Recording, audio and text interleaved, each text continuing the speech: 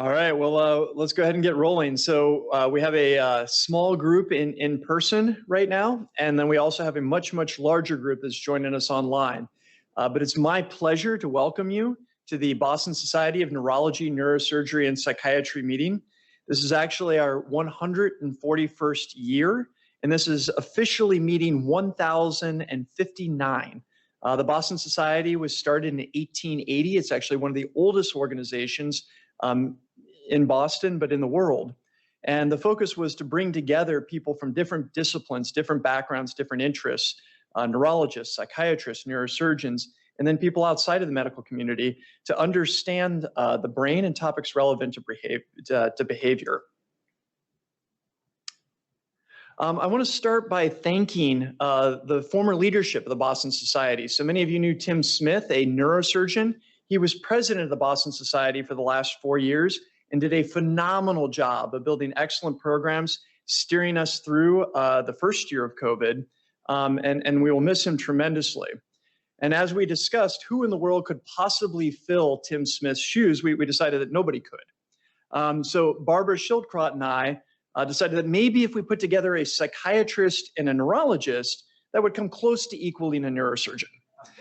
So this is the first year that I'm aware of that the Boston Society is privileged to have co-presidents. One a psychiatrist, specifically a neuropsychiatrist, and then myself, I'm a neurologist. And I think together we provide a complementary team to hopefully build the Boston Society and usher it into the future. Mary Angela O'Neill has served as our treasurer.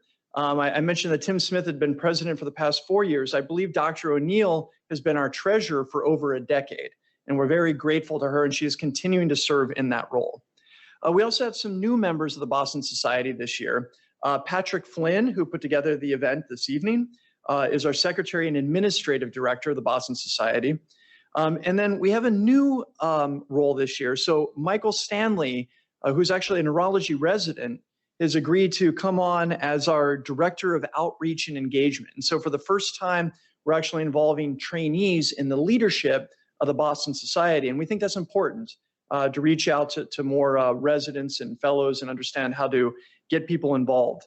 And then, of course, we have our planning committee that always does an amazing job of coming up with what the lectures should be for the upcoming year and what the direction of the society should be.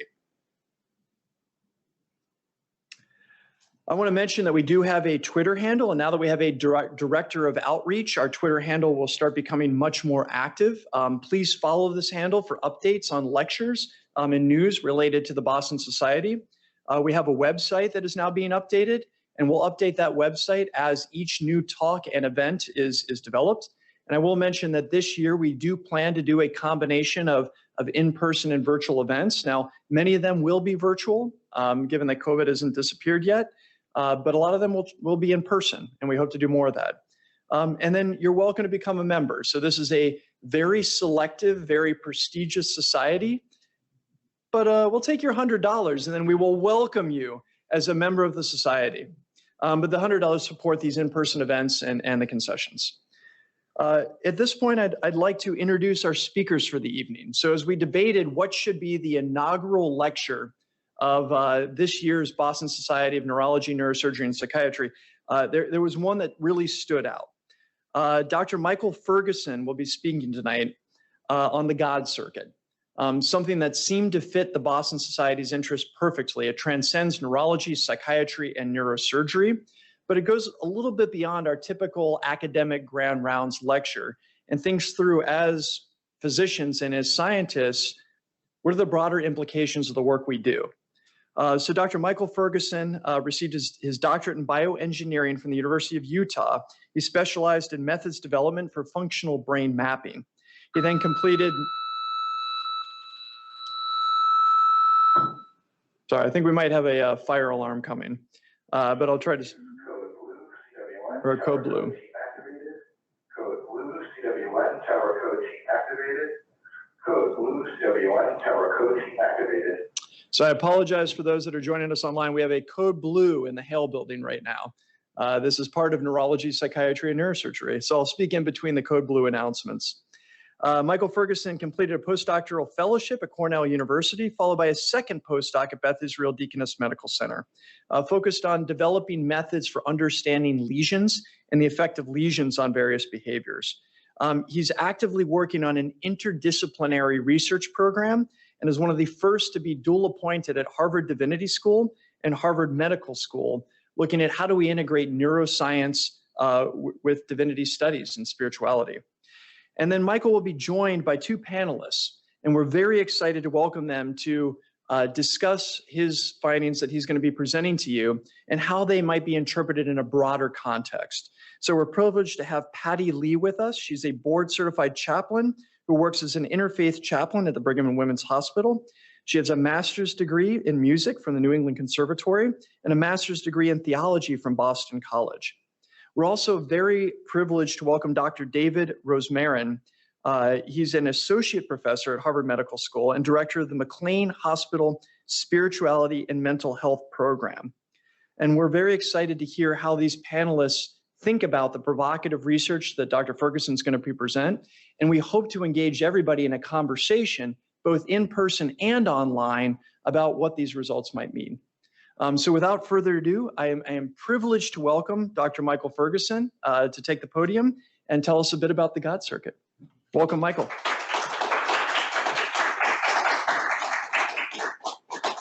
Thank you very much for that warm introduction, and thank you everyone, both in person as well as online, for being here.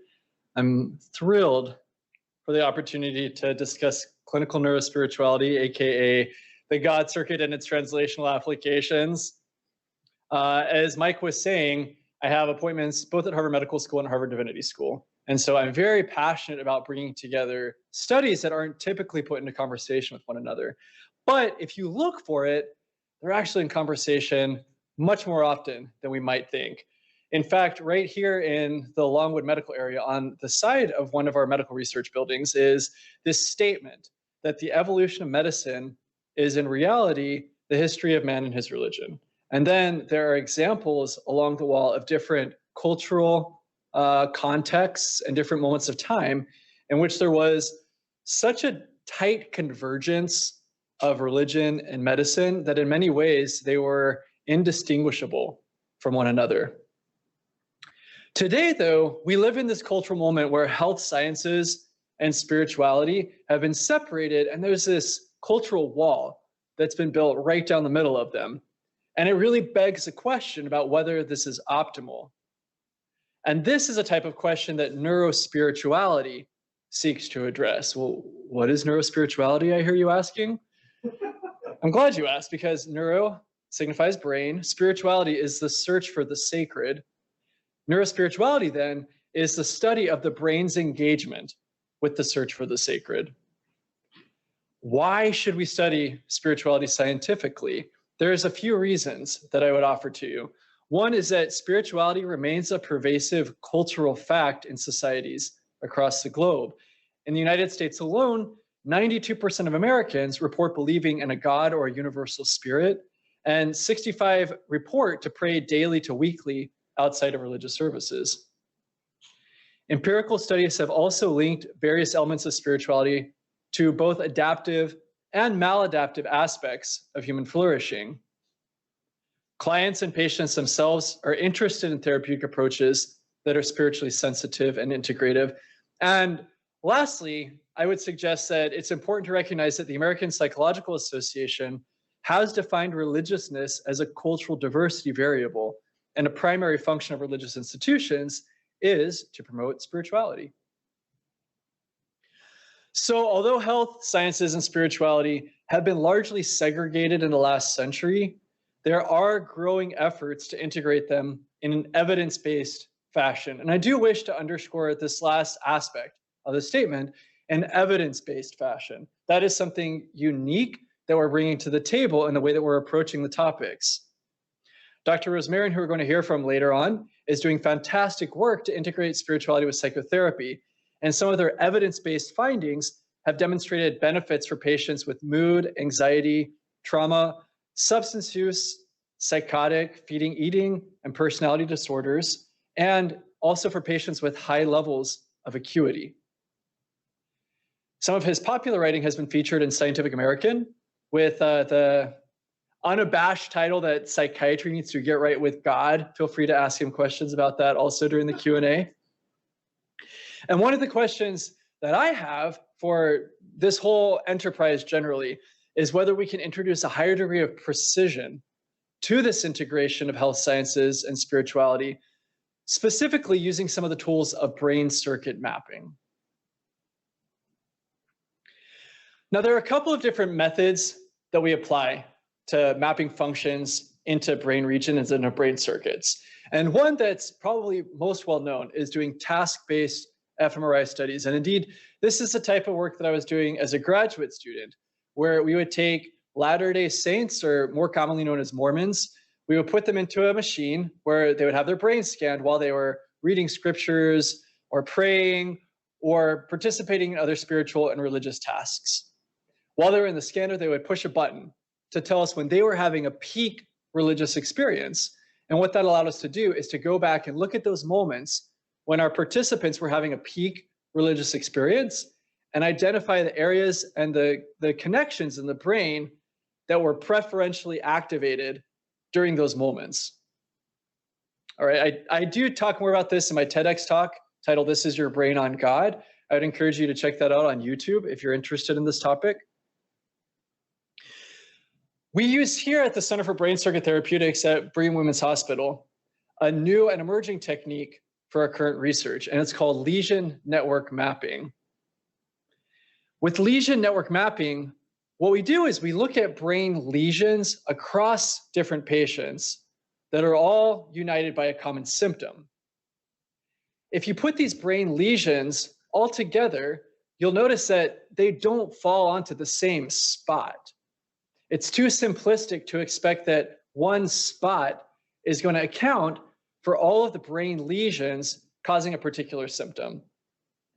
But one of the insights that Dr. Fox and those who are working with him to develop this technique introduced is that we can take the wiring diagram of the human brain, either the anatomical wiring diagram or the functional wiring diagram. These are termed the connectome. And it turns out that if we look at these brain lesions causing a common symptom in the context of the connectome, now it starts to make sense that there is a common set of circuits that are being impacted by brain lesions that are unified by a common symptom. This is a technique that we applied to study amnesia. So as a more maybe tangible example before we jump into spirituality, we looked at patients who had acquired amnesia due to brain lesions. And if you only look at the spots of the brain that were damaged by their lesions, they don't line up into a common area. However, what we do is take those spots, those brain lesion traces, use the wiring diagram to convert them into a distributed network map. Then we line up those networks. And in this particular study, we determined that there's an area in a part of the hippocampus called the subiculum that accounted for over 95% of the connectivity patterns from these lesions in our patients with amnesia. All right, so now applying this same technique of lesion network mapping to spirituality, we were looking for the confluence of spiritual and religious behavior. These results were recently published in the journal Biological Psychiatry under the title, "A Neural Circuit for Spirituality and Religiosity, derived from patients with brain lesions."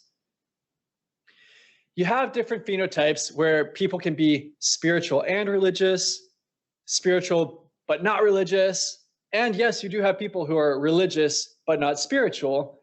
And again, for this particular study, we were interested in the union of spirituality and religiosity. To measure religiosity, patients were asked a very simple question: do you consider yourself to be a religious person? For spirituality, we used a little bit more of a complex psychometric from an instrument that's called the Temperament and Character Inventory. And specifically, the trait that we were looking at is termed spiritual acceptance. Scientifically defined, spiritual acceptance indicates a stable worldview, which includes forces that cannot be rationally comprehended or objectively proven. Example items for spiritual acceptance are the following: Sometimes I have felt my life was being directed by a spiritual force greater than any human being. I think that most things that are called miracles are just chance, and that gets reverse scored. So in other words, you lose points if you answer highly on that one. And religious experiences have helped me understand the real purpose of my life. So participants respond to this list of questions, they get scored, and then there's a single value that represents their level of spiritual acceptance. Now, in this particular study, we were using a really unique type of brain lesion. These are brain lesions from surgery patients.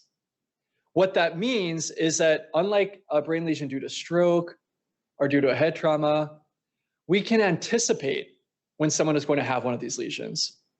That allows us to do something really, really outstanding, which is to take a behavioral measure before surgery to then go through the surgical process where an area of the brain is removed, and then take that behavioral measure again after surgery.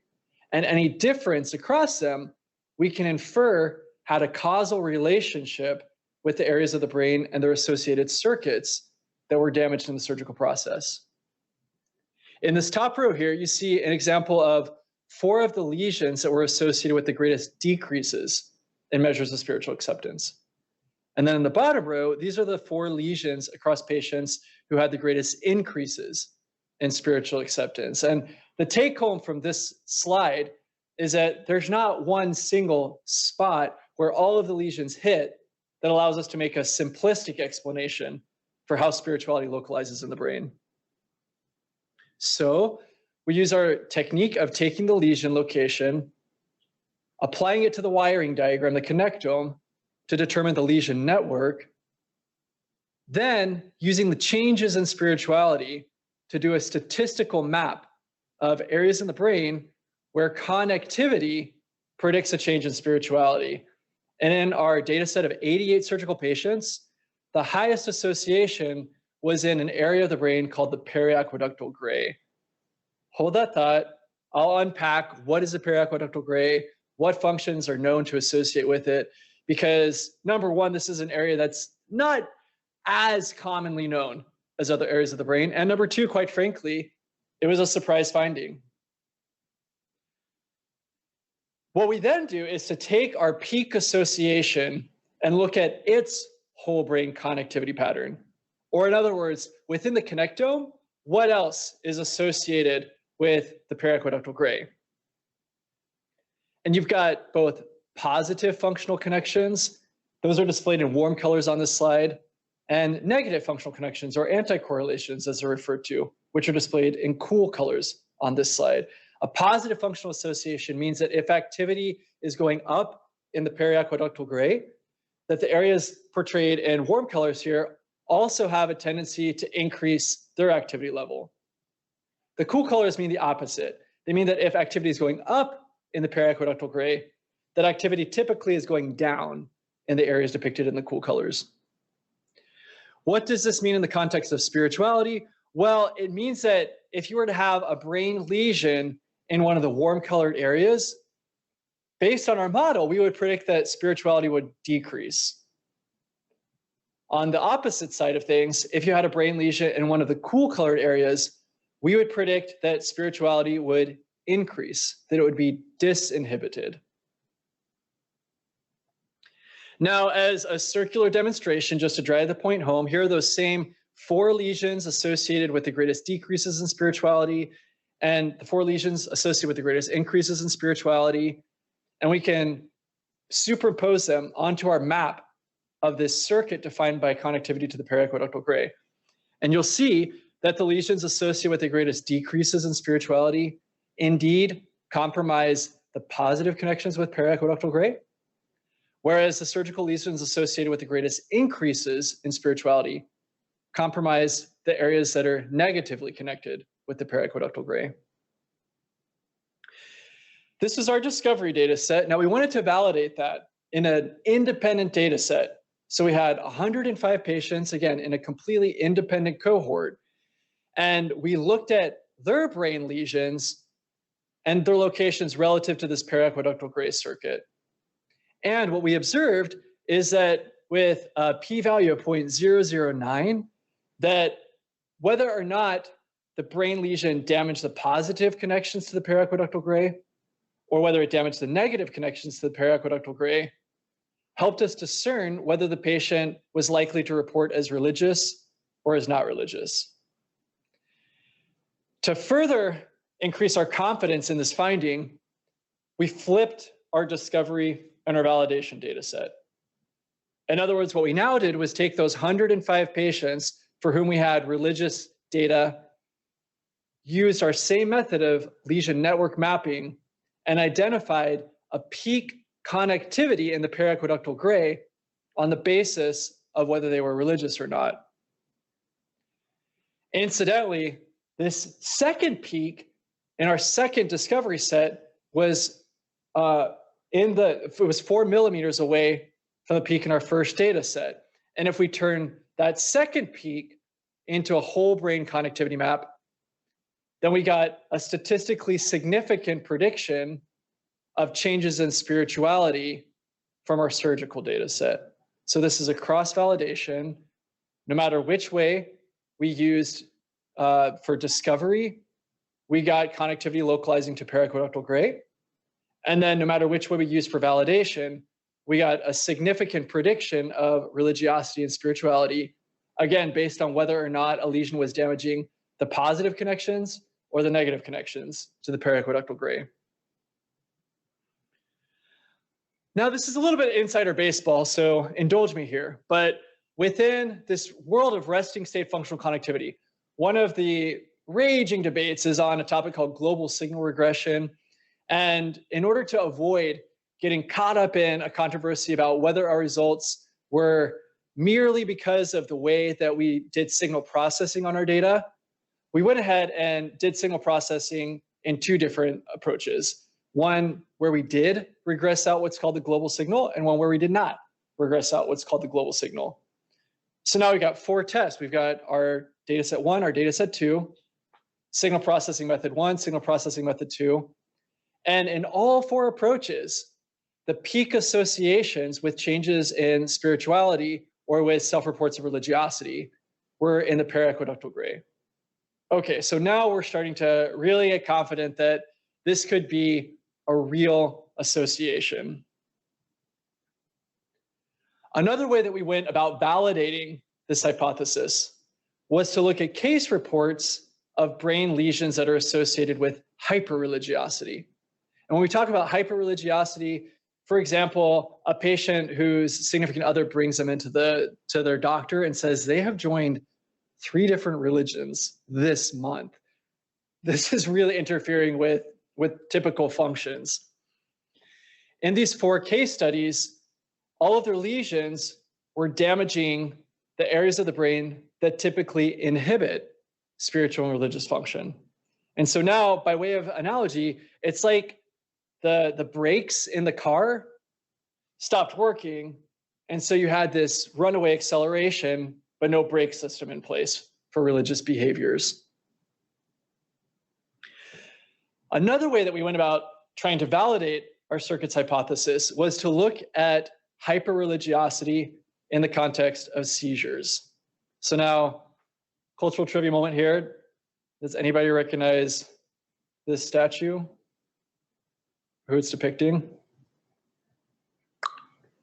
St. Paul. Oh, so close. It is a saint who is reported to be an epileptic. This is actually Teresa of Avila. It's Bernini's statue of Teresa of Avila. And it's titled Teresa in Ecstasy. And like Paul, Teresa has been hypothesized to be an epileptic or to have had epilepsy as one of the factors in her overall phenotypic profile. So it is observed that seizures associated with hyperreligiosity are more likely to have a seizure onset zone in the hippocampus than in the amygdala. So we asked the question, okay, well, is there a preferential alignment of the hippocampus rather than the amygdala with our circuit? And indeed, if you take now an anatomical mask for the hippocampus and an anatomical mask for the amygdala and apply them to our circuit map, you see that the hippocampus does align with positive connectivity to the periaqueductal gray, whereas the amygdala does not. So again, convergent with this observation about a preference for hyperreligious seizures to have an onset in the hippocampus. Looking now at some of the known functions of periaqueductal gray, 3 of the canonical associated functions are fear conditioning, pain inhibition, and altruistic behavior. So with fear conditioning, is there a brave volunteer, Isaiah, who could read this text here for us? All right, which translates as, fear of the Lord is the beginning of wisdom. All right, for pain inhibition, maybe Frederic. Yeah, so. You have to repeat it in the microphone. So they can Oh, I have to repeat it now? Die Religion ist das Opium des Volks. How's that? Okay, all right. So religion is the opiate of the people. And then, ubi caritas et amor Deus ibi est. Patty, could I put you on the spot maybe here? Where charity and love are, I'll save you here. Where charity and love are, there is God. So Christian antiphon. So across different cultural reference, you do have an association with these functions that are canonically associated with the periaqueductal gray. In an exploratory analysis, we looked at the alignment of symptom-causing lesions with our spirituality circuit. Our goal here was to test whether brain lesions causing specific clinical symptoms preferentially align with our spirituality circuit. And so symptoms that we examine include akinetic mutism, down this list through Parkinson's. I need to come up with a symptom that starts with a Z so that I can say we tested symptoms A through Z. So help me come up with that. But we had a dozen symptoms here, and our steps for the analysis were to first trace the symptom-causing lesions onto our periaqueductal gray network. So here's some examples with Parkinsonism lesions. We have 29 cases, alien limb lesions, 50 individual cases, delusion lesions, 15 individual cases. Then the next step was to calculate the sum total of voxels within the lesion trace. So a voxel is a volumetric pixel. It's an individual imaging unit in a 3-dimensional image of the brain. And so you can take the statistical value associated with each voxel, and if a lesion is wrapped around that voxel, add all those values up, and it's tantamount to a network damage score. Once we created these network damage scores for each of the lesions, we performed an analysis of variance across the symptom categories and discovered that, yes, there is significantly a preferential association with our periaqueductal gray circuit dependent on the type of symptom that we're looking at. Our fourth step then is to graph these network damage scores across symptom categories to identify which symptoms are driving the statistically significant effect. And when we do that graph, we observe that Parkinsonism is a symptom that is acting most like a non-religiosity lesion, or in other words, if you get a lesion that's associated with Parkinsonism, we would predict that there's going to be a decrease in spiritual or religious behavior. Whereas delusions are the symptom that was most strongly associated with the circuit at the level of brain lesions. And at this point, Richard Dawkins pops out of the wings and said, "Ha, I told you it was the God delusion the whole time." So, short of Dr. Dawkins popping out here, I will ask the question more generally, what features do spiritual acceptance and delusion share? Well, they're both described by strongly fixed beliefs. So it's important to note, though, that a shared neural substrate between two phenomena may be helpful for understanding shared features and associations, but the results should not be overinterpreted. So for example, our results do not imply that religion is a delusion, that historical religious figures suffer from alien limb syndrome, or that Parkinson's disease arises due to a lack of religious faith. And I think that maybe, particularly with the cultural biases that are widely operational, it might be easiest for us to connect with that last one there. Clearly, if you had a patient who was developing symptoms of Parkinson's, that would be unconscionable to say to them, well, you probably have Parkinson's because you just don't have enough faith. Unconscionable. So in the opposite direction, to say, oh, well, you probably have delusion because you've been going to church or synagogue or mosque too often. Like, no, it's the same type of fallacy as if you were to say that you're getting Parkinson's because you don't have sufficient faith. Now, we're gonna flip our paradigm here. We've been talking about lesions and looking at areas that decrease function. Now we're gonna look at activity levels. So if we look at reasoning tasks, or if we look at areas that become more active in the frontoparietal network, we would predict that that would decrease spiritual acceptance. All right, so areas at a meta-analytical level that are associated with reasoning, and also areas that have been associated with the frontoparietal network, which is an area that supports tasks like reasoning, those fall in the negatively correlated regions relative to the periaqueductal gray. And this reminds me of the movie Contact. You've got this, this really hard-boiled, hard-nosed scientist played by Jodie Foster, who just will not even consider any type of proposition that can't be materially demonstrated or logically proven. Then you have the cool guy, would-be priest, Matthew McConaughey, who challenges Jodie Foster on this attitude toward life. And he asks her to prove to him that her father loved her. And she's kind of at a loss.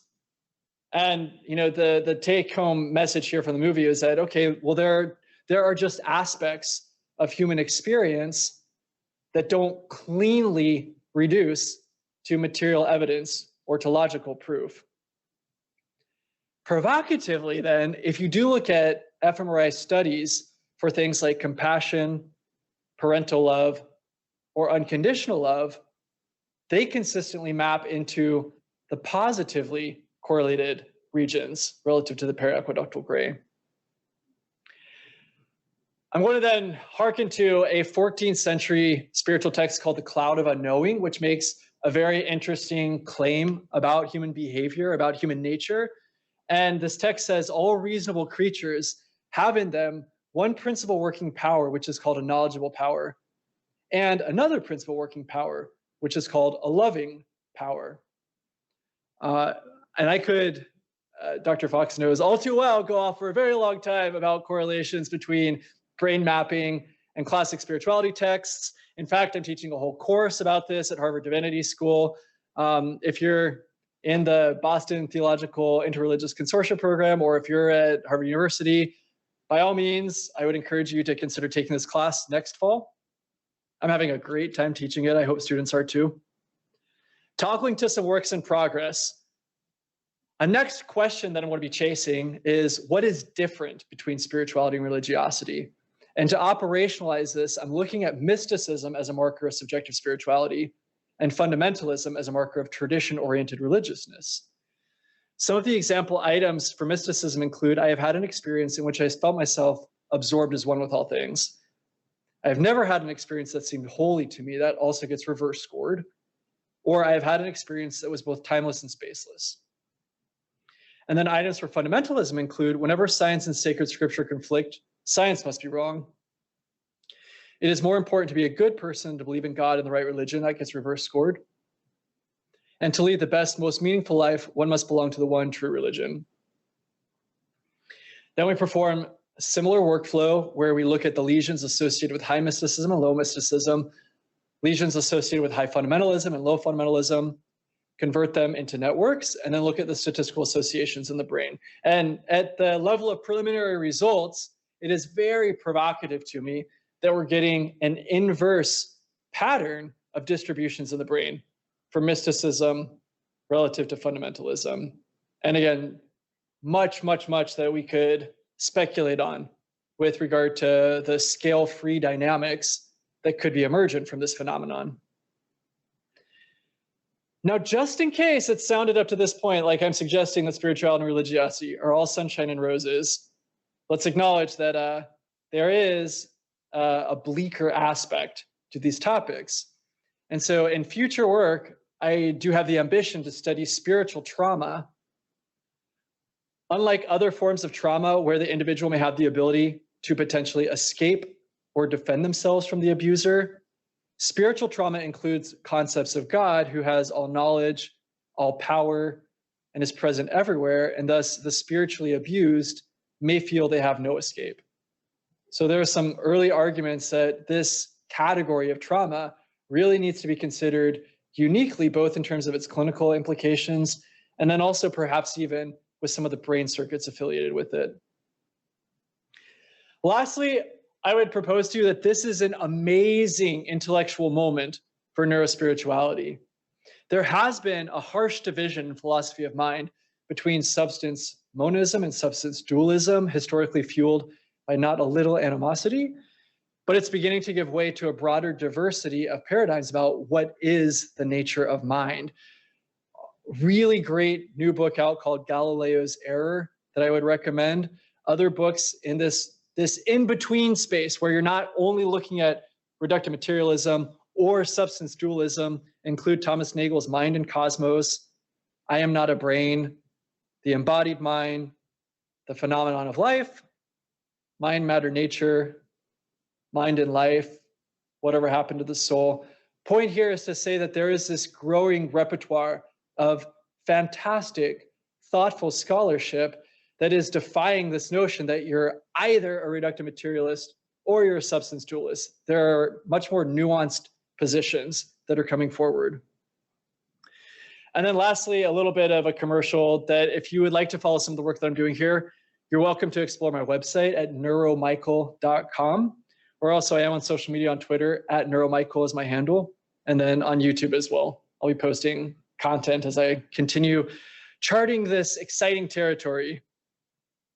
In conclusion then, although there may have been compelling historical reasons to build a wall between science and spirituality, that time has passed.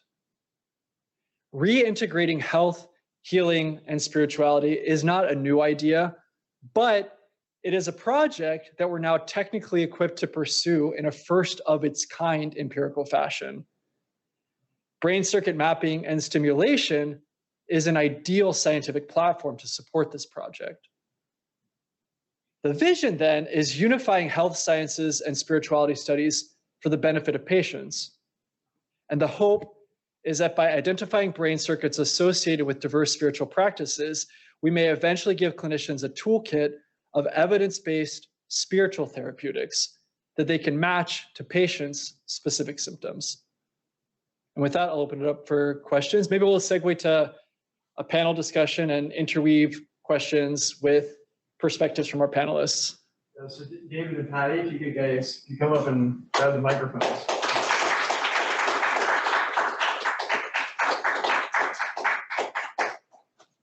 Feel free to take your mask off and turn the microphone on. Then should I just pull up another chair, do you think? Or Yeah, why don't you do that? Pull Okay. one up in the middle there. All right. I'll kind of MC this. Thanks, David. And so actually, I think anybody who's logged in online right now, please ask your questions in the chat. What I'll be doing is reading off questions to the panel. But actually, if we could start by just getting a reaction from both Patty and David to kind of the science that Michael just disposed and specifically how you see that relating to what you think about all the time, which is what's the relationship between spirituality and healthcare, spirituality and medicine, and does understanding what brain circuits might be involved, does that help with that integration or does it hurt it? And so maybe Patty, if you'd be willing to go first and I think that the work that Michael is doing is incredibly fascinating, and I'm curious to see which direction you go. One question I had regarding one of the slides towards the end is how a person might map if they were both hyper-religious in a fundamental way and also mystical. Because I think that people are incredibly unique, and the way in which they speak about that which is existential and that which brings meaning and their various values and faith systems is very specific to that one unique person.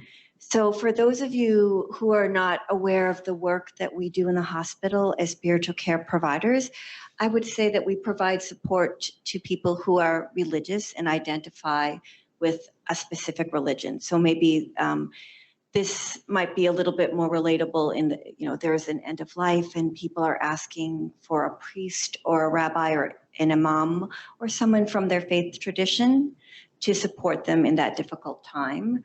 I have been participated and have supported people in baptisms in emergency situations and also weddings, different rituals, attended to people's dietary needs specific to their religion. And this might be what we might call the religiosity that you're talking about. But the work that I find the most exciting, intriguing is that of spirituality. A lot of people these days, especially maybe across cultures, might not identify themselves with a certain belief system that we can qualify or quantify. But there are things that bring them meaning. And in a hospital setting, people are often given a lot of time to reflect. When they have a diagnosis that's scary and difficult, they need someone to talk to just to figure out how they're feeling and what matters to them. And here's where I feel it's very important that we work collaboratively as a team, especially with psychology, in trying to find a way to center that person in the thing that gives them strength, to find that which is meaningful to them. And this is not just for the patient, but also for the family members. And that's why as a chaplain, part of my role is to witness whatever they're feeling and to provide reflective listening without judgment. I oftentimes naturally don't agree with people's worldviews or their politics or maybe the things that they think are most important at that moment. But it's not about me as a spiritual provider. It's all about the person in front of me. And I think that that's a unique role that we provide that can be of service to the whole medical team, because sometimes we have information that can help the social worker, that can help the psychologists, that can help the clinicians understand how better to communicate with the patient or how better to reach them, and how to help them sometimes make difficult decisions around ethics, end-of-life care. Even within oncology, you oftentimes have so many choices. For a patient, that's very overwhelming. And so to touch in with their core of who they are, their religiosity in some cases, and their spirituality, we are able to provide a unique accompaniment that I hope that all the people that are in the medical team will ask us to come and support. So we're paged and we get consults in Epic, both from the patient, from the patient, the family, and also from the clinical team. I hope that's helpful in understanding what our role as clinicians, as spiritual care providers is. Thank you so much. And David, if you could just comment, you probably have done more spirituality research than anybody. So we would love to hear your take on this field. Sure, thanks. I don't know about more than anybody, but it's certainly the first time I'm speaking at a conference, at a group that's how many hundreds of years old? It's over 100 years old, right? Yeah, so 141 as of this year. That's definitely a first for me. So regardless of where I presented in the past, this is pretty cool to be here. So Michael, you're doing amazing work. I mean, really phenomenal, fantastic work. I think it has two main implications for me as a clinical psychologist, someone who's doing clinical research, clinical innovation that is, and also for clinical practice in psychiatry, and also clinical research. On the clinical practice side, I'm a member of the Orthodox Jewish community, and I wear one of these to work at McLean Hospital. And it's uncanny how many patients will come over to me and say, hey, can I speak to you about God? Can I speak to you about my religion? Can I speak to you about my faith? 10, 12 years ago, this was happening in droves. And I didn't know what to do. I was a fellow. Like I literally, there was nothing for me to speak about. I didn't even know what language to have, how to speak to them about this. You know, I had to sort of develop that. And the fact that when I went to my mentors, and we don't really have a lexicon, we don't even have a taxonomy. How do you understand this? How do you explain it? You know, in psychiatry, how do you have a conversation with your patient about a spiritual matter? I think it's kind of crazy. I mean, this is a facet of life that's more common than not. You used to have the data in one of your first slides, and more than 90% of Americans have belief in God. And even in Massachusetts, it's more than 60%. More than 65%, you said, pray on a regular basis. In Massachusetts, it's more than 50% of people, residents of this state, which is not exactly in the Bible Belt, are fairly religiously engaged. You know, they're going to church more than 50% are going to church I should say, religious services on a weekly basis. And we don't even know how to speak to them about that. We don't know which aspects are more clinically relevant than others. So when, you know, someone of your caliber publishes, you know, from a lab of your caliber, publishes research in biological psychiatry, that makes waves. And I think it alerts people to the fact that there's something real here. You know, is it mediated by aspects of the brain? You know, who knows? You know, why is that? What is it? Lesions? Who knows what's going on? That's the research part of it, which I'll get to in a minute. But I think it puts it on the map, literally. In your case, I think it puts it on the map, and it makes us think, like, what happens if I have a patient who's coming in? How do I speak to them about these matters? And I think that's critical for clinical care. I think that filters down and actually makes us more sensitive and better clinicians. On the research side, you know, I think there's so many more questions than answers that we have about spirituality. What's fascinating to me is how the topic of spirituality and religion is all but ignored in science, in science, and especially in neuroscience, especially in psychiatry, especially in neurology, frankly. And I think there's a great disparity between the number of individuals who see spirituality as being something relevant, who are scientists, and those who are not scientists. And that disparity, I think, you know, the kind of work that you're doing, I think, in some ways it's tremendous and it's amazing. You're using very innovative methods. At the same time, it's fairly basic. We're asking a really basic question of, are there certain areas in the brain that might mediate basic processes in spirituality? The fact that it's 2021 and we don't have an answer to that question, I think speaks volumes to what needs to be done in this area. So, you know, I think that this is hopefully just the beginning of an illustrious career for you in this kind of work, and something that to build upon, to build a ton upon it. So thank you. We have a lot of accumulating questions online. We have about 75 people online. As you can imagine, this has generated a lot of chat, but I'm going to invoke presidential privilege and ask the first one of the panel. And so, you know, David, you were just talking about the, you know, percent religious, percent spiritual, the percent that pay in Massachusetts versus other states. And then we were hearing earlier about how important it is to listen to the patient, listen to the families, meet them where they're at. And, you know, trying to put that together with Michael's findings of there's almost a push-pull relationship between the spirituality circuit and the rationality circuit. You know, is there a selection bias? People with particularly strong rationality circuits become doctors. And maybe because of that, they're less in tune or less interested or less able to meet the needs of their patients or think about the spiritual side. In other words, we've selected for a population that's really good at rationality and maybe might be less in tune with the spirituality side.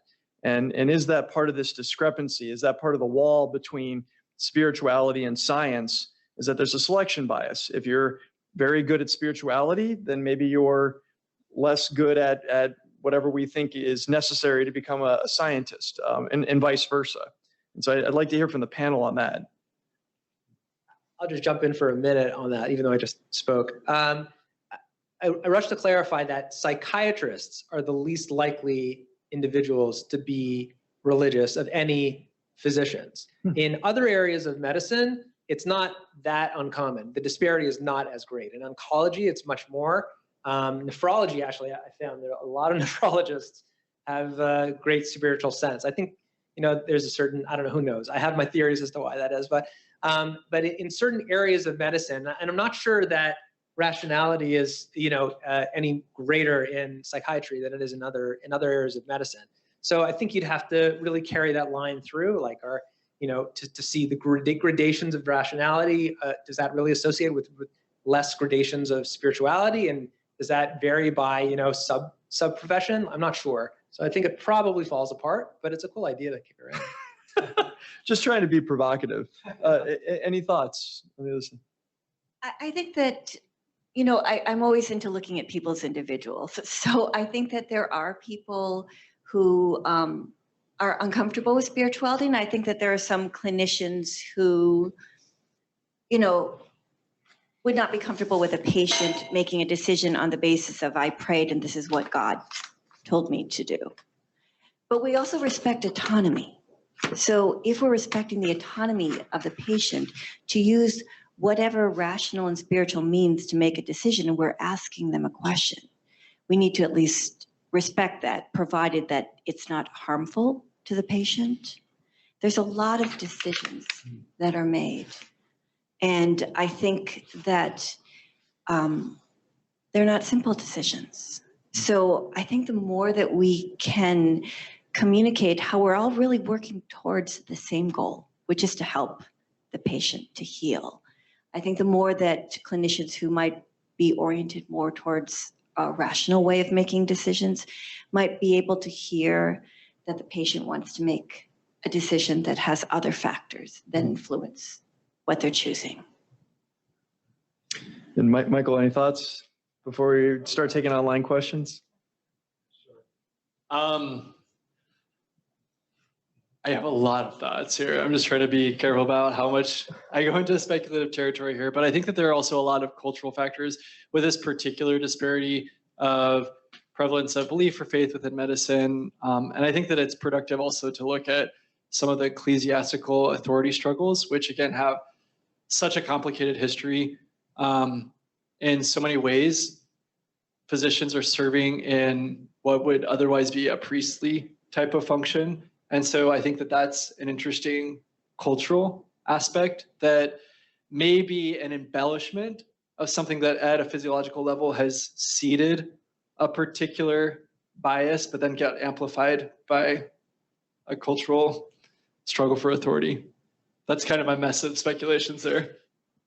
All right, so we'll start taking some questions online, but then also staggering them with questions from the room as well. So one of the first online questions comes from John Sullivan, who wants you to comment on the God helmet.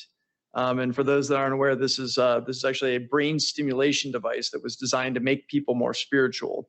And then the broader question is if you could comment on how knowing where a spirituality or a religion circuit might be, could that give us a therapeutic target? And what do you do with that? Do you start shocking people to make them more or less spiritual or religious?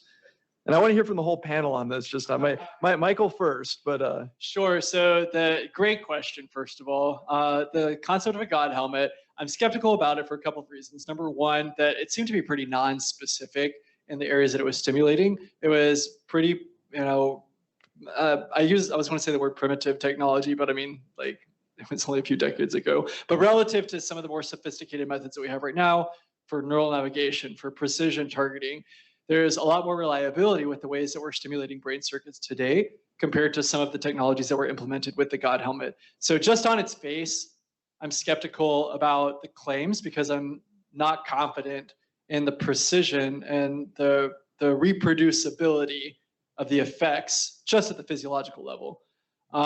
There are also mixed bag results. The reports of the phenomenal outcomes from the so-called God helmet simulation vary extremely widely, which make me wonder if it wasn't more the power of suggestion helmet than the God helmet.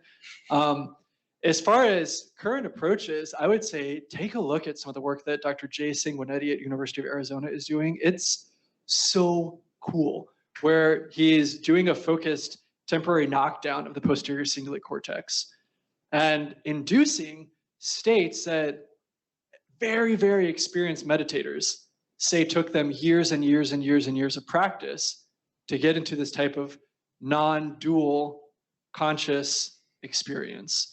And so again, there's a lot of productive work ahead to look at the underpinnings neurophysiologically for these non-dual experiences. I mean, are we quieting the default network just enough that now you can temporarily suspend what would otherwise be an anti-correlated effect between dorsal attention and default network processes, such that you've got this equilibrium between them, so that you're externally and internally attending at a setting that you otherwise wouldn't normally be attending internally and externally simultaneously.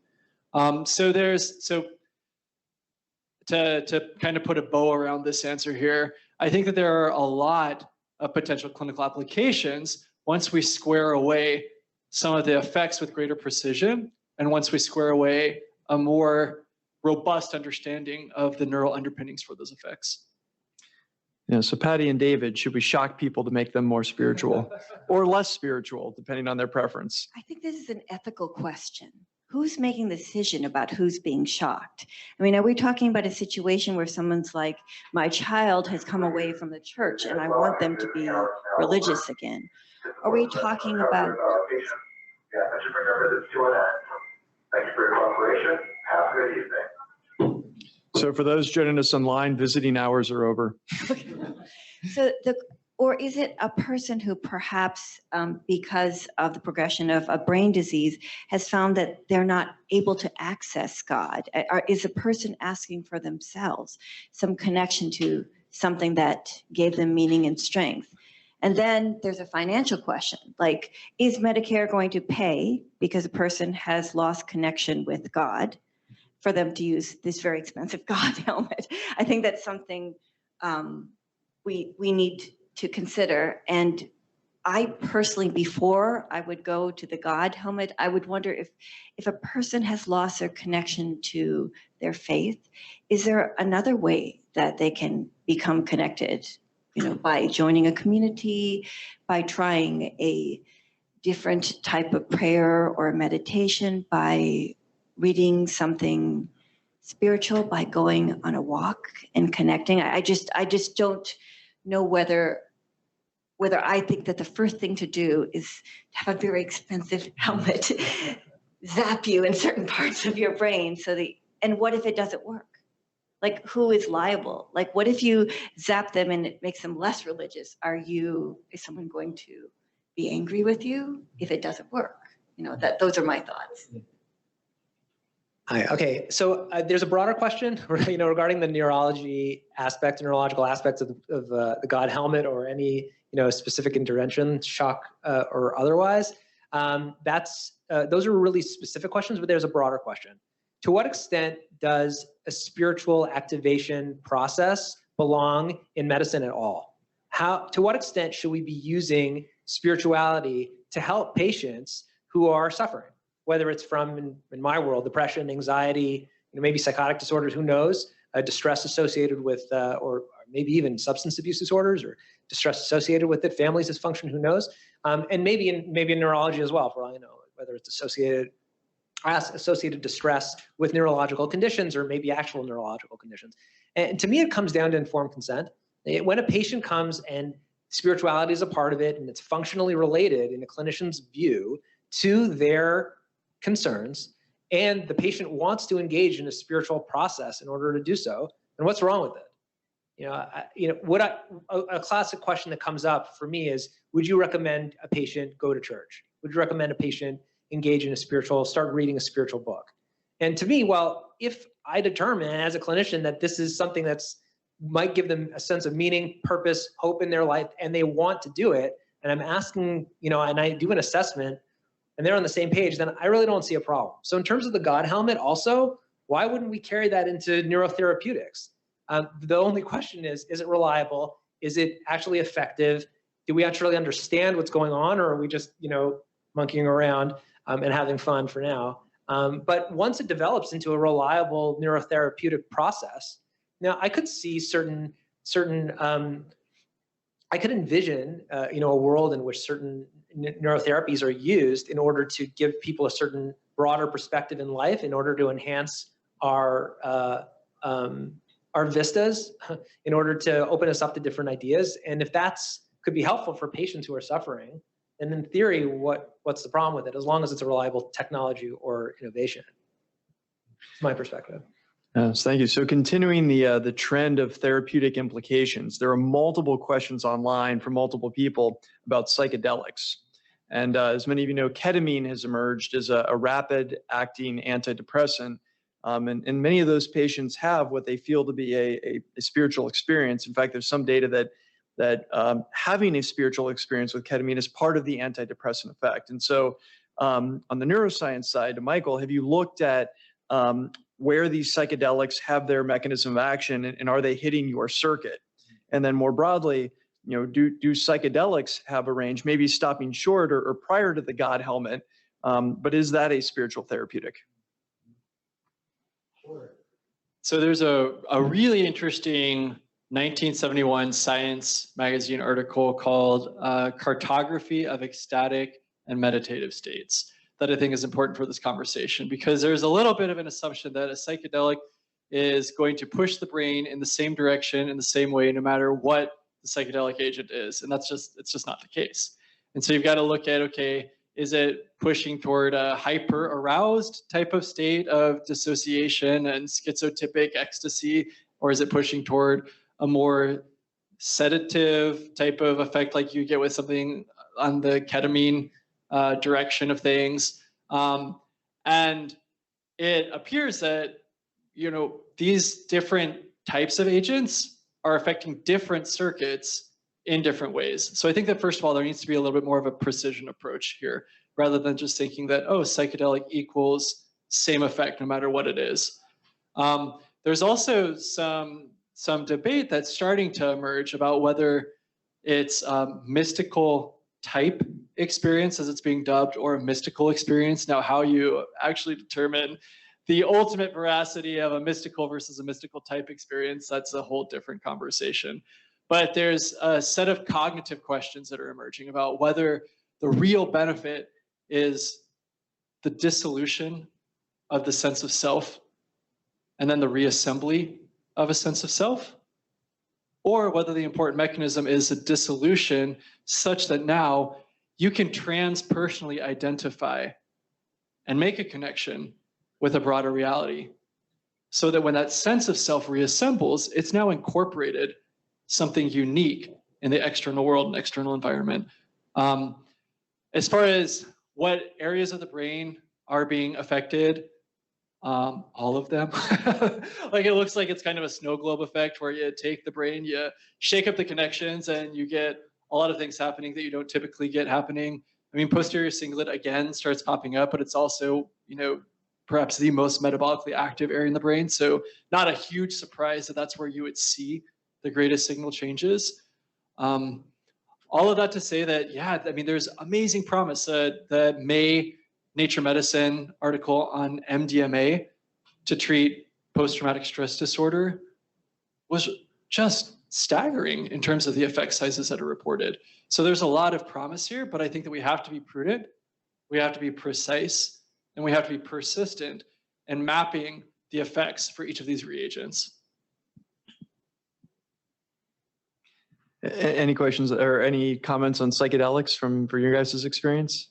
Yeah, I'll make one comment here. Aside from the precision aspects of from medical perspective that you're speaking about, which I think are important, I wonder whether it's the psychedelics which are activating a spiritual process, or whether it's the remission from depression, which is in some ways, and people coming out of depression is not just a remission. It's not the same as never having been depressed. I've seen this at the hospital a lot, in McLean a lot, where patients go through a really hard time, to put it mildly. Going through an inpatient psychiatric hospitalization, it's just gut-wrenching. And if they come out and they actually are doing better, without a decompensation, and we see them, sometimes that can be there can be a lot of positive movement, if you will, in their life. It can be an activation for finding new meaning, finding new purpose, finding something greater. And it could be that the forest fire, if you will, of a raging depressive episode that's not been remitting, and it's withstood first-line treatments, second-line treatments, third-line treatments. Now you're looking at something experimental. And finally, the person sees some ray of hope on the horizon. Well, it's not entirely surprising to me that such individuals who go through that process, having nothing to do with the psychotherapeutic, with the pharmacological aspects of these agents, have some sort of a spiritual awakening. So that could be another factor for what it's worth. A lot more questions online, but any questions from the audience? I'll carry steal one of your microphones. You've given a materialist empirical explanation of a very common human behavior, religiosity. To a religious person who sees religion as the ultimate meaning, the divine being ineffable and immaterial, what should they be taking from this neuroanatomical circuit you've defined? Do you want to go first? I can go. Okay, so what should someone who looks at the divine as the seed of causation? I don't. Give me the verbiage that you used here again, Isaiah, so that I can answer. The ineffable and immaterial. Yeah.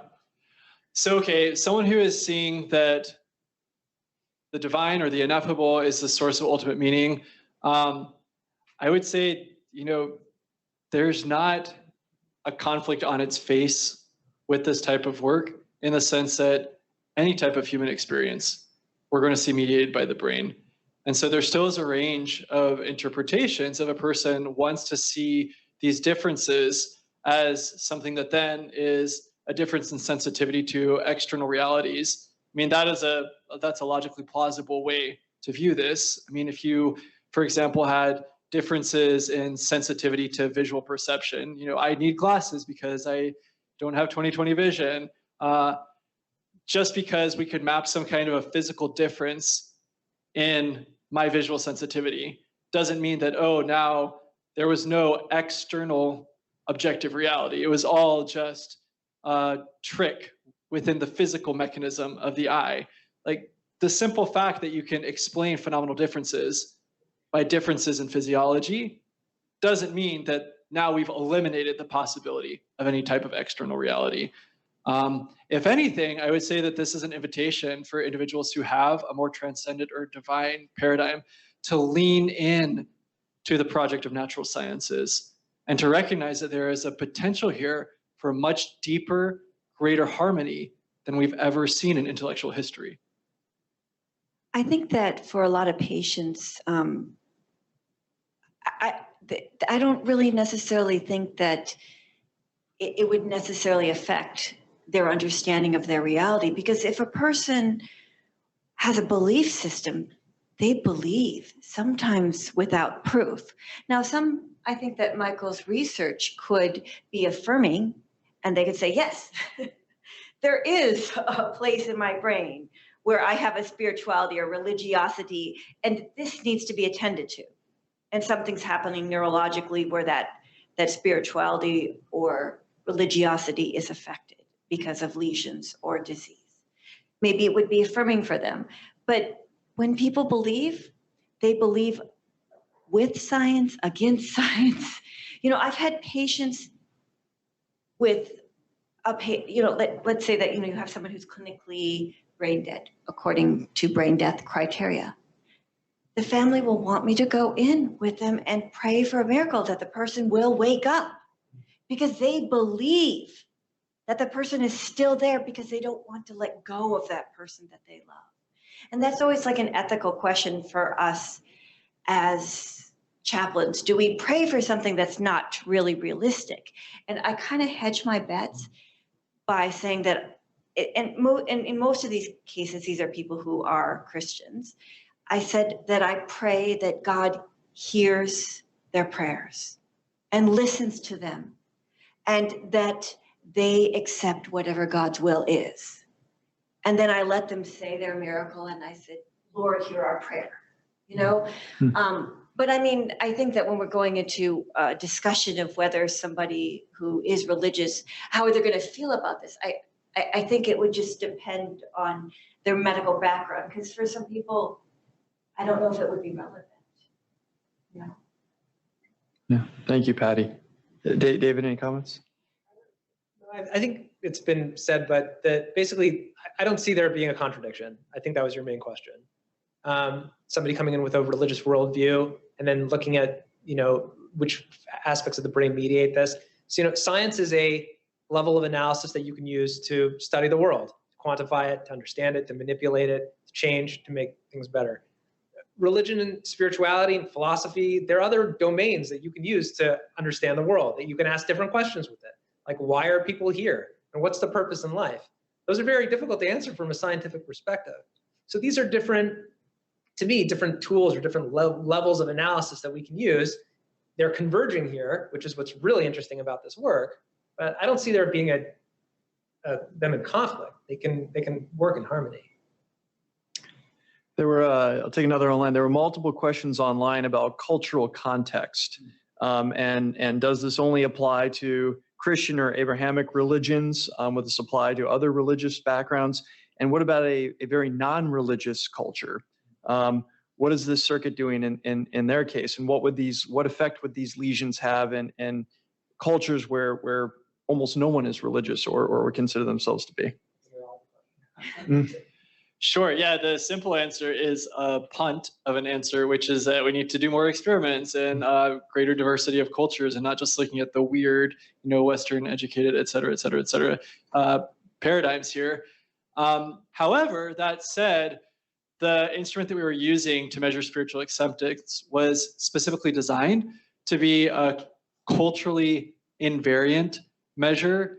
In other words, that there were items in that survey that were specifically selected and that were fine-tuned on the basis of them transcending any particular religious denomination or any particular cultural expression of spirituality. And certainly spirituality, this idea that there is something that is transcendent, that isn't materially demonstrable or logically provable, is something that's not just specific to the West or to Christianity or to Abrahamic traditions.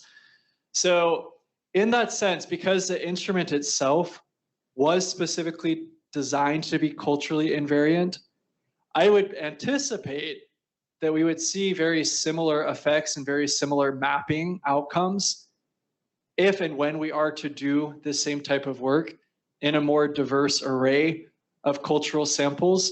But again, the proof will be in the results.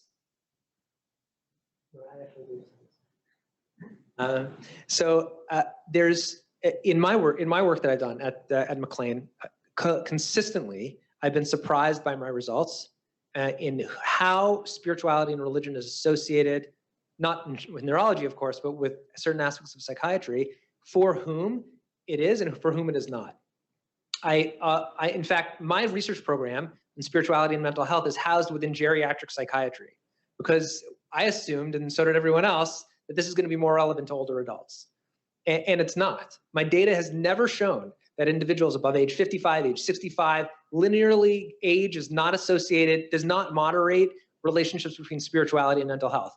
In fact, college students, people who are, millennials, Gen X, Gen Z, you name it, they're having the same levels of effect of spirituality on their levels of mental health. Furthermore, we can't predict, even based on a person's religious affiliation, whether certain aspects of spirituality are associated with their mental health, which is nuts. I found in two studies, one recently on suicidality, which we're still writing up, but another one which we published a couple of years ago that happened to be in geriatric patients, that geriatric mood disorder patients who were affiliated and who did not affiliate, if they struggled with aspects of their faith, firstly, the struggles were equally likely to happen among people who affiliated and didn't affiliate, which in and of itself is interesting. But those levels of struggle were equally associated with higher levels of depression in both affiliated and non-affiliated individuals.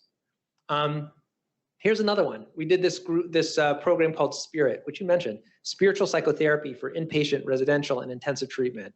I created a treatment with funding from the Templeton Foundation. We rolled it out with about 1,450 patients. The most common, is a voluntary group, of course, a voluntary group treatment that people come to. The most common individual who voluntarily came to a spirituality and psychotherapy group had no faith at all. So even the levels of interest in integrating spirituality into treatment are not necessarily moderated by people's religion versus non-religion. I guess the point is that this is a highly nuanced area. And if it's, if you can't, I wouldn't be surprised if it looks exactly the same for individuals in different religions, or if it looks completely different, depending on some moderating factor that we have no clue what it is, or, it's such a fascinating area to be doing research in a very surprising one. Definitely keeps me humble and on my toes. It's the three-dimensional people's turn. Any other questions from the audience? There we go in the back. Why don't you come forward? Hand it back to the panel. Hey, all right, thank you.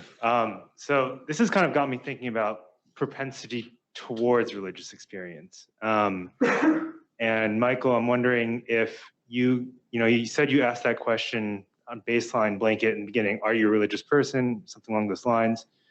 Do you think that one's baseline level of religious experience had any impact on their the outcomes like post neurosurgery?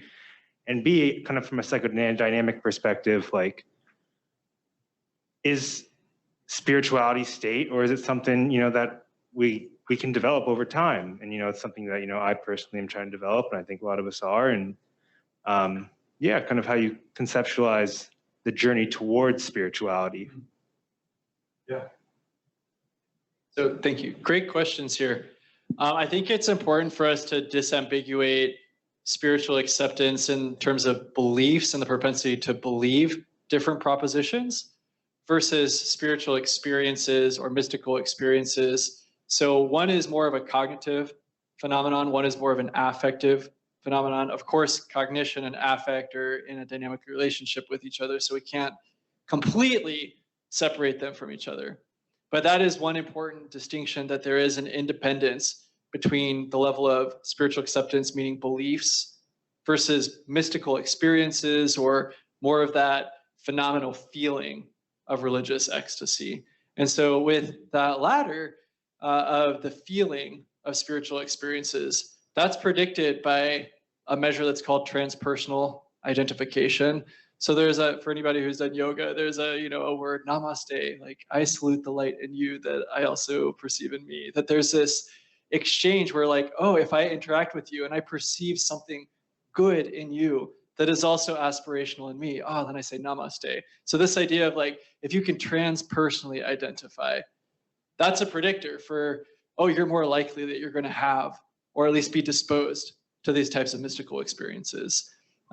With the, again, it's preliminary results right now, but with the brain circuits that we're starting to see for mystical experiences, it's a different topography than the brain circuits that we mapped here for spiritual beliefs.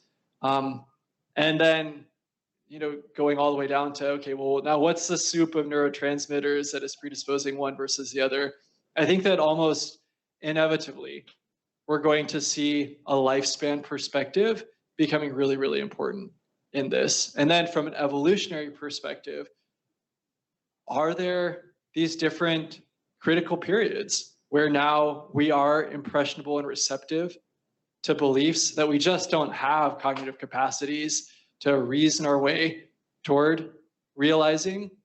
Are there these critical windows where now developmentally we're disposed to jettison or to be more selective or rejecting of beliefs? Because is there something about, like, the cultural, I guess you could use the terms like cataphatic and apophatic, the building up and the winnowing down. In my view, it's very similar to the process of the brain itself, that we know that there's branching and pruning, and that's part of the learning process at the level of neurophysiology. So wouldn't it all shock me if that's also a pattern and a dynamic that we see across the lifespan of this blooming and pruning of spiritual beliefs? So I'll move on and I'll summarize this as the so what question. And all three of our panelists are involved in something that we'll call spiritual therapeutics, but using or thinking about spirituality and using that to help patients. And so the question is, can you provide a concrete example of a patient that's in need or would benefit from a spiritual therapeutic, either based on your experience or even hypothetical? And specifically in Michael's case, how does knowing where the brain circuit is help you treat that patient? And so maybe actually we'll start with not Michael on this one. I don't know if Patty or David wants to take that as a concrete example of a patient in need of spiritual therapeutics or that could benefit. Okay, to me, there are three main ways in psychiatry that spirituality is relevant to mental health. And I think these are in some ways three types of concrete things, phenomena that occur in a clinical context. And I think it's also a good, helpful heuristic to be able to understand how spirituality is relevant to mental health. And when I do consultations for the units, this is the kind of thing that I'll speak to the clinicians about. The first is that spirituality can be a resource. So it often, and this is often the case, it can give people a sense of hope, a sense of meaning, a sense of purpose. It can keep them connected. It can also create social connections. There's sort of an interaction between social and, if you will, spiritual connectivity. So people who are, for example, connected to a faith community, that also has a greater meaning. So that can create a bubble around somebody in a positive way. That can get them activated, that can get them healthy from a depression standpoint. It might help to reduce or tamp down some anxiety that they're experiencing, maybe to increase their awareness of, could be psychotic symptoms that they might be having. So that's on the positive side, okay? But there's also a negative side. I don't think we've spoken about the negative side of spirituality enough here, by the way. On the negative side, what we call our spiritual struggles. And these are very real, especially for psychiatric patients, especially for anybody with a mental health history. In some of our research, we've been able to account for 40, 50, even 60% of the variance in people's pre-treatment suicidality in terms of their spiritual struggles. Spiritual struggles are things like, I feel like God hates me. I feel like I'm being punished for something that I've done in my life. I feel disconnected from a sense of spirituality that I used to have but no longer have anymore. I've been harmed by a faith community. And not only do I feel like I lost my community, I feel like God did this to me. You know, I feel like something's wrong with me inside. When I look at myself, I see I've sullied myself because of, you know, something I've done, whatever it is. So these are very powerful schemas that people bring and can have an incredible effect on the valence of their emotional experience, the longevity of their experience. There's also stigma around it. They don't speak to people about it. There's a lot of complicated issues that occur in spiritual struggles. And I can speak about that for a while. But that's the second piece. The third aspect is the one that's in some ways the least important, but it's spoken about the most in the literature, which is when symptoms take on spiritual meaning or spiritual non-meaning, spiritual or religious flavor. Religious OCD, obsessive compulsive disorder, is one. Religious hyperreligiosity and mania, and religious psychosis. Those are your top three. I've seen it in eating disorders, by the way, where people they're not only restricting to reduce their body weight, but because they feel like eating is actually not a spiritual experience. It takes them away from their spirituality. So it's not common, but it does occur. But the line between all of those three is spiritual symptoms, what I would call spiritual symptoms. So, you know, I think each of those occurs. And when they do, we have to be able to speak to patients about this. Is it a resource? Is it a struggle? Is it coloring the way in which your symptoms manifest? And then how can we go from there? Patty, any concrete examples of patients that benefit? I was going to tell two different stories just to shed a light on maybe times. You're saying, so what?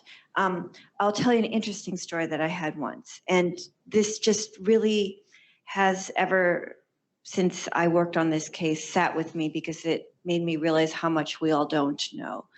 There was a patient, not at this hospital, and I will, for HIPAA reasons, disguise some of the details. The patient OD'd, and there was some question as to whether the patient was brain dead or not. And there were some arguments within the family as what to do, whether to terminally extubate or whether to continue hoping and praying. And the healthcare proxy decided to continue hoping and praying. And what they asked me to do was very interesting. They asked me to sing The Wizard of Oz, Somewhere Over the Rainbow, to the patient, because this was a song that had meaning to the patient. And I didn't know how much the patient was there or not. So in an ICU setting for months, that I sang Somewhere Over the Rainbow to the patient. And one day the patient wasn't in the room. And I didn't know what happened. I asked, and the patient was on a different floor. And I walked into the room and I saw this man, and he was awake. And I was very confused. And I want to say that I wasn't there like every day. I would go in like once a week. And I introduced myself as a chaplain. I didn't want to startle this man because he had been unconscious every other time that I had interacted with him. Well, he recognized my voice. He said, you know, you sound like Dorothy in my dreams. I was talking to my psychiatrist, and Dorothy told me to come back. And then I woke up. And I cannot explain this. I don't know how he heard me. He recognized my voice. And I said, you know, I was singing to you when you were in the ICU. And he burst into tears because he said, I didn't imagine it. He's like, I came back. Now, this patient had a long, complicated recovery after so much time in the ICU, granted. But I don't know. I don't know, but I was there. And so what? So why not sing Somewhere Over the Rainbow? In that case, it didn't hurt. And I'll tell you one other case. I was paged to the ED because a patient, a psych patient, was in the ED screaming at the top of her lungs, disturbing all the other patients. And they're like, the social worker, go in there. I don't know. And the patient just wanted to cross. And because the patient was, they wanted a metal cross, because the patient was a psych patient, I didn't want to give them something sharp. And the patient was Catholic, so I said, would you like communion? The patient just wanted a priest, And so I went and I paged the priest. And the priest went into the room, and the patient burst into tears and then said they wanted confession and sacrament of the sick, which is the healing sacrament. And I could hear every word of the patient's confession, as could everybody else in the clinical team. But after that, the patient was incredibly calm. Now, I don't know how long that calm lasted. I know that it lasted for at least 2 hours because I was in the ED for a code. We, as chaplains, go for many codes. So in that case, that particular patient had a lot of psychological issues, but that patient was feeling guilty. And having the priest come and share God's love and forgiveness was enough, at least for 2 hours, to help that patient to feel calm. So when you say, so what? We're here, we're gonna try. We can't always guarantee that we're going to be able to help. But we'd love for you to give us a chance to work with you and collaborate. And then, Michael, this will be the final comment of the night because we're at 8:30. But if you could comment on how you're going to use knowledge of where spirituality or religiosity map in the brain to help any of these patients. All right, I'll give a really concrete answer and then a little bit more of a visionary answer. So very concretely, building off of some of the things that David was saying with religious OCD, scrupulosity is the term for religious obsessions, where you just have this guilt that is soaking through your being that you can't escape from, and you're trying behavior performances and routines to get rid of it, but it's persistent, it's lingering.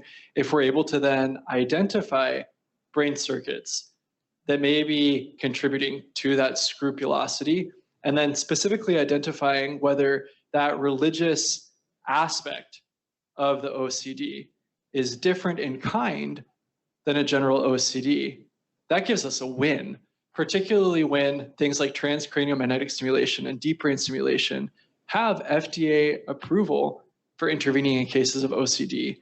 Fine-tuning down to the religiosity component where it's manifesting a scrupulosity could be very important in a concrete, direct interventional way for clinical care. On a more visionary level, I would say think back to the 20th century, 1970s, 1980s, when you had some daring, pioneering neurophysiologists who were starting to take EEG measurements from monks from Tibet who had these practices that might have seemed really strange and esoteric to a Western cultural reference point. People would have said, so what? Why are you going to the Himalayas, taking electrophysiological measurements and thinking that that's going to tell us anything that could be useful? Well, fast forward decades later, and there's not a clinician who doesn't bring up mindfulness practice for treating depression and anxiety symptoms. We simply don't know what we don't know.